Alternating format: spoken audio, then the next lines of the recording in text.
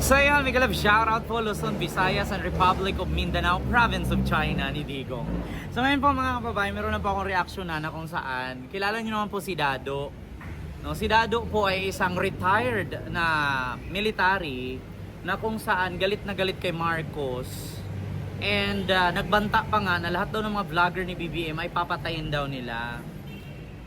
According sa aking pagkakaalam, wala naman po siguro mga sundalo or mga military na pumapatay ng walang kalaban-laban na inosenteng tao.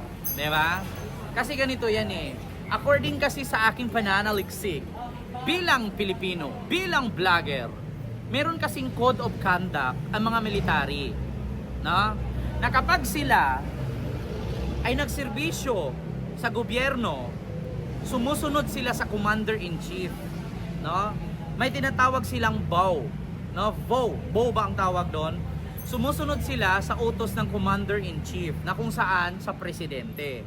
So ngayon, may rights din naman ang mga military na mag-take over sa government, just like Myanmar. Sa Myanmar kasi ganyan ang ginagawa ng mga military na kung saan nagkodita sila. Ibig sabihin po ng kodita, yung pag-aaklas at pagkakalaban sa presidente or pagre-rebuilde sa bansa. Na which is ginawa na po yan noon ni dating Senador Antonio Trillanes IV na tumatakbong mayor ngayon ng Caloocan. Nagkodita po siya sa panahon ni Gloria kasi hindi po gusto ni Senador Antonio Trillanes IV ang pamamalakad ni Gloria nung si Gloria ang presidente, na which is ang grupo ni Trillanes ay ang Magdalo. So ngayon, yun nga ang nangyari, hindi nag-success yung pagkodita ni Trillanes, nakulong si Trillanes, and din kalauna, nakalaya din, nabigyan ng pardon. So, ang nangyari noon mga kababayan, ganun ang gustong mangyari nito ni Dado. Si Dado, yung isang matandang hukluban, na isang retired military, na wala namang armas, puro na lang ganyan, puro lang yabang, hindi na nga halos makatayo yung tete niya, mayabang pa rin. At saka naghamon pa sa kapwa retired military. Nung hinamon, nung lumabas ang kapwa retired military, hindi nagpakita itong si Dado. Umok-ok ang bayag. So ngayon, itong si Dado, isa ito sa maapektuhan na kapag tinanggal ang kanyang pension, no? Bilang ex-military o retired military, talagang kawawa po siya. Wala na siyang pambili ng lusartan. Wala na siyang pambili ng maintenance niya sa kanyang high blood o at sa kanyang prostate cancer na panggamot. Diba? So ngayon mga kababayan, meron po ako ipapanood sa inyong video at pakinggan nyo pong mabuti. Inedit ko lang po yung boses. At ito po ay si tawag dito General tawag dito pangalan nito si General Croner ba? General Croner ba ang pangalan niya? Meron lang akong ipaano sa inyo na nagsasalita na po itong isang general ng Armed Forces of the Philippines na kung saan na kapag ikaw ay miyembro ng military, dapat hindi ka mag-ano, no? Bronner, oo. Si General Bronner na kung saan ang sabi niya kapag ikaw ang military, dapat sumunod ka lang sa inuutos ng Commander-in-Chief at dapat yung loyalty mo ay nasa bayan, nasa bansa, hindi ka sumasali pagdating sa usaping politika. Dapat neutral ka lang. So ang ginawa nga ni Dado, sa bagay si Dado may karapatan naman mag-react kasi siya ay retired na. Yun nga lang, retired siya, wala namang kwenta. Hindi ko nga alam kung si Dado may star ito Buti pa nga si Ramos Kahit naging presidente yun, pinagbebenta ang ari-arian ng Pilipinas. Magaling sa taktika sa gera yun. Ito si Dado, ang lakas maghamon. Nung hinarap nung kapwa niya retired military, hindi nagpapakita. Kung saan, magkita sila dun sa may kwek-kwekan, natakot yata tusukin ng barbecue stick. Hindi sumipot. Kaya may possibility itong si Dado matanggalan ng pensyon sa ginagawa niya sa pagkakalaban niya kay Marcos. Hindi niya alam na si Marcos presidente. Hindi niya alam na pag sinabi ni Marcos, wag mo nang bigyan si Dado ng pensyon at wag mo nang ipa-hospital yan sa Veterans Hospital, ay talagang matanggalan po talaga siya. Sabi ko nga sa inyo, kapag presidente, wag niyong kalabanin, antayin niyo, bumaba sa posisyon yan at matapos ang termino. Pakinggan niyo po si General Bronner, no, magsasalita patungkol kay Dado. Ito pakinggan nyo. This opportunity to remind our soldiers in the armed forces of the Philippines to continue to be professional and competent. In the past days, we have seen a myriad of events that transpired in our country.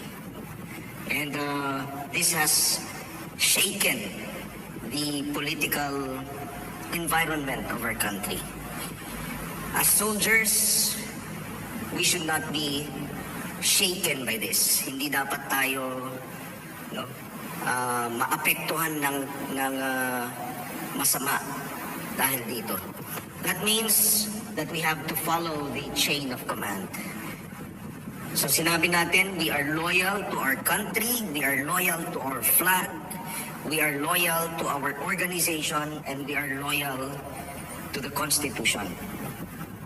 This also goes to say that we are loyal to the duly constituted authorities. Whoever that may be.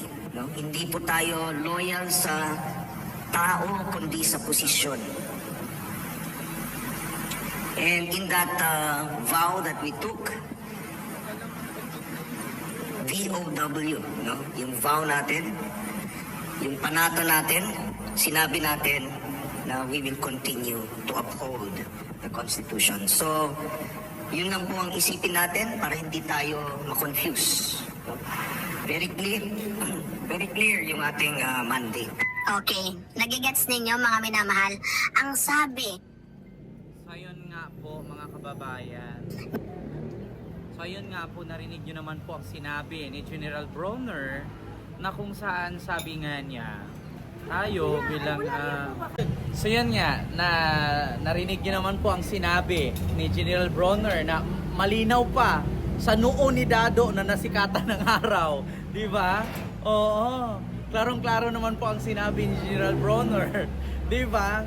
Na kapag ikaw isang miyembro ng military or nasa armed forces, no, hindi ka po pwedeng sumali, no, or mangingialam sa usaping politika. Dapat neutral ka lang.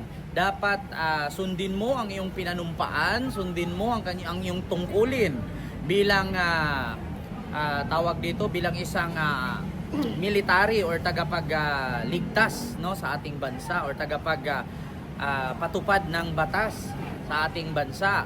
So dapat hindi tayo manghihimasok sa mga ganyang usaping pampolitika na kung hindi ka man loyal, sabi ni General Bronner dyan, kung hindi ka loyal sa tao, maging loyal ka sa serbisyo. Diba Dado? Narinig mo Dado? Kaya Dado, sa ginagawa mo Dado, may possibility na yung ginagawa mo matatanggalan ka. Matatanggalan ka ng pension or ano pa mang benepisyo sa pagretiro mo bilang military officer. Kasi actually mga kababayan, itong si Dado kasi puro puro yabang, puro hamon. Tapos meron pa siyang pinapakita na kasama daw niya ang mga retired commander noon. Ito ipakita ko sa inyo ang patungkol kay Dado. Ito yung retired mga kasama niya, kita nyo. Yan yung mga kasama ni Dado. Yan daw yung mga retired commander noon. Oo. Yan, mga retired commander daw yan, mga kasama ni Dado. Oo. Diba? Kaya sabi ko nga, yan ba mga retired commander na yan sa Armed Forces of the Philippines? Hindi po ba yan nakakahiya? Diba? Hindi po ba nakakahiya yung mga pinagagawa ng mga retired commander na yan, mga kababayan? Biruin nyo na tinagurian kay mga retired commander na sinama ni Dado. Saan ba yung mga sinumpaan yung tungkulin noon? Di ba dapat kapag ikaw ay miyembro ng military or kasapi ka sa Armed Forces of the Philippines, hindi ka manghihimasok sa anumang usaping pampolitika. Kung ayaw nyo kay Bongbong, no? Kung ayaw nyo kay Sara, maskin hindi lang sa mga Armed Forces, pati sa mga kapulisan. Kung ayaw nyo kay Sara, ayaw nyo kay BBM, maging neutral kayo.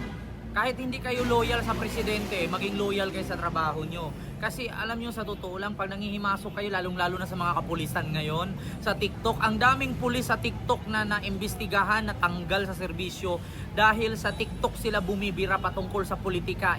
Meron po kasing rules and regulation at batas pagdating sa mga ganyan na bawal po manghihimasok ang kapulisan at kasundaluhan pagdating sa usaping pampolitika. Yeah? So yun lang yung aking reaction video mga kababayan, Luzon, Visayas, and Republic of Mindanao, Province of China. Thank you, God first.